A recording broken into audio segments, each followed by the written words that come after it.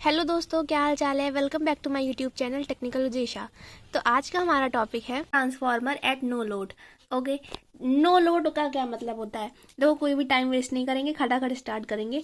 No load का क्या मतलब होता है। नो लोड मतलब लोड मीन्स, देखो लोड जानते हो कि लोड मतलब होता है जैसे हमारे वहाँ होता नहीं है इलेक्ट्रिकल अप्लायंसेज जो करंट करंट नहीं सॉरी इलेक्ट्रिसिटी कंज्यूम करते हो, that is called the load. जैसे एसी, कूलर, फैन, फ्रिज, ये सब चीज़ें ना आपकी लोड्स हैं जो करंट कंज्यूम करती हैं, इलेक्ट्रिसिटी कंज्यूम करती हूँ।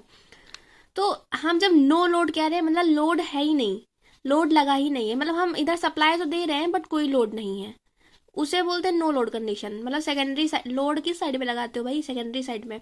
सेकेंडरी साइड पे कोई लोड नहीं है और लोड नहीं है तो करंट हमारी कंज्यूम ही नहीं हो रही होगी, जीरो करंट कंज्यूम हो रही होगी जब कोई भी लोड नहीं लगा है। ओके, ये इतना हो गया नो लोड। अब देखो क्या कह रहा है, when the primary winding of एक्समर बोले तो transformer is connected to the voltage source. जब प्राइमरी वाइंडिंग वोल्टेज सोर्स से कनेक्ट हो और सेकेंडरी साइड ओपन है तो इस कंडीशन को क्या बोलते हैं। ऐसी सिचुएशन होती है नो लोड की सिचुएशन, जब हमारी I2 जो करंट है, सेकेंडरी वाइंडिंग करंट, वो जीरो होती है।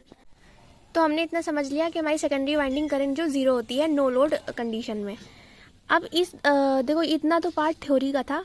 मेन पार्ट है इसका फेजर डायग्राम। फेजर डायग्राम एक ऐसा ग्राफ होता है जो कि रिलेशन शो करता है करंट और वोल्टेज के फेज का रिलेशन इसमें पता चलता है। तो हम इसमें बेसिकली 3 इक्वेशन यूज़ करेंगे। अभी हम ग्राफ बनाएंगे तो आपको समझ में आ जाएगा उसमें क्या यूज़ है इक्वेशन का। तो आप यहाँ पे देखो E1 के आगे -1, ये वही वाली इक्वेशन है EMF वाली, ठीक है। उसके एक स्टेप ऊपर जो इक्वेशन थी वो वाली इक्वेशन है 4.44 के ऊपर वाली। तो आप यहाँ पे देखो E1 बराबर -N1 क्यों है, लेंज लॉ की वजह से। देखो हमने वोल्टेज दिया इधर, तो इस वाली वाइंडिंग में जब करंट गया तो इसने अपने अराउंड मैग्नेटिक फ्लक्स जनरेट किया। उस मैग्नेटिक फ्लक्स की वजह से ये कट हो रहा है, मैग्नेटिक फ्लक्स इनकी वजह से, तो यहाँ पे इंड्यूस होगा EMF E1।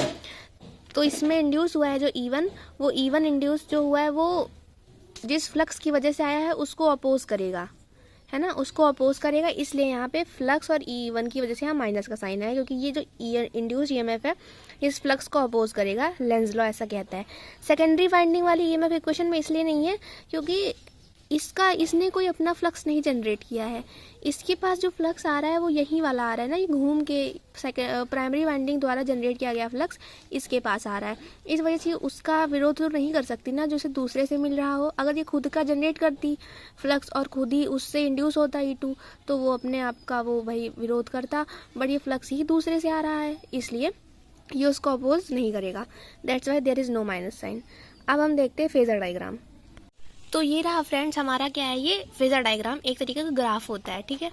अब हम इस पे फेजर डायग्राम पे हमें एक रेफरेंस मानना। देखो फेजर डायग्राम सीखने से पहले एक चीज़ सीख लो कि लीडिंग और लैगिंग क्या चीज़ होती है। देखो नाम से पता चल गया होगा लीड और लैग। जैसे मान लो हमारे पास 2 लोग हैं, एक पॉइंट पे है सुमित और एक पॉइंट पे है मान लो अमित। ये मान लो ऐसे रोटेट कर रहे हैं एंटी क्लॉकवाइज। तो ये जो है, जो सुमित है, ये क्या कर रहा है, ये आगे है ना, इसलिए ये लीड कर रहा है। और पीछे कौन है हमारा अमित, इसलिए वो लैग कर रहा है।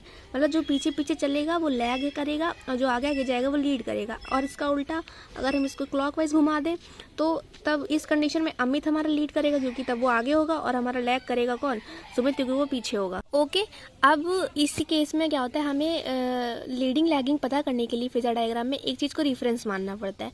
हम इसमें रेफरेंस मानेंगे इसको बिकॉज हमारा जो फ्लक्स है कॉमन है, दोनों वाइंडिंग में एक ही फ्लक्स जा रहा है। ऐसा तो है नहीं कि इसका फ्लक्स अलग इसका फ्लक्स अलग, दोनों में एक ही फ्लक्स जा रहा है। इसलिए हम रेफरेंस मानेंगे φm को या फिर फाई को। और हमारा जो फेजर डायग्राम है ऐसे घूमेगा, ऐसे भी आप घुमा सकते हो बट ये इस तरह थोड़ा स्टैंडर्ड माना जाता है इस वजह से, ठीक है।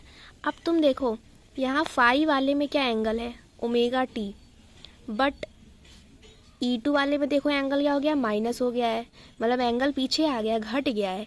तो मतलब घट गया मतलब क्या करेगा, ये लैग करेगा बिकॉज एंगल माइनस है। और कितना माइनस है, 90 डिग्री। मतलब हमारा जो E2 है वो फाई से 90 डिग्री पीछे आ गया है, मतलब कि ये 90 डिग्री होगा, ये हमारा हो जाएगा E2 90 डिग्री पीछे है और इधर को चल रहा है, लैग कर रहा है, मतलब पीछे इसका पीछा कर रहा है। ये चाचा जी पीछा करेंगे φm का, ऐसे ऐसे, ये आगे आगे ये पीछे पीछे। अब वैसे ही सेम देखो E1 में भी यही है, इसमें भी एंगल माइनस हो रहा है। ओके, इस वाले माइनस को अभी मत देखो। अब E1 में इसमें भी एंगल माइनस हो रहा है तो ये भी तो फाई एम से ही लैग करेगा। मगर हमारा ट्रांसफार्मर कौन सा है, स्टेप डाउन, तो E1 बड़ा होना चाहिए और E2 छोटा होना चाहिए, मतलब E2 जो छोटा होना चाहिए, E1 बड़ा होना चाहिए। तो हम बना लेते E1 हमारा बड़ा है, E2 हमारा छोटा है, और ये भी लैग, दोनों ही लैग कर रहे हैं 90 डिग्री से। ओके ठीक है, ये इतना कंप्लीट।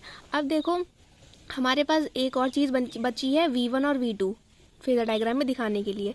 तो V1 और V2 क्या होता है, देखो ऐसा होता है कि V1 की वजह से E1 आया है ना, V1 ही तो दिया था, तभी तो फ्लक्स आया, तभी E1 आया। तो इनडायरेक्टली अगर E1 जो है वो फ्लक्स का अपोज करेगा तो वो V1 को भी अपोज करेगा, बिकॉज इनडायरेक्टली वो आया तो V1 से ही है ना E1, इसलिए। लेकिन दोनों होंगे बराबर, मैग्नीट्यूड इक्वल रहेगा लमसम, बट इनका जो वो रहेगा डायरेक्शन वो अपोजिट रहेगा, मतलब ये 180 डिग्री आउट ऑफ फेज होंगे।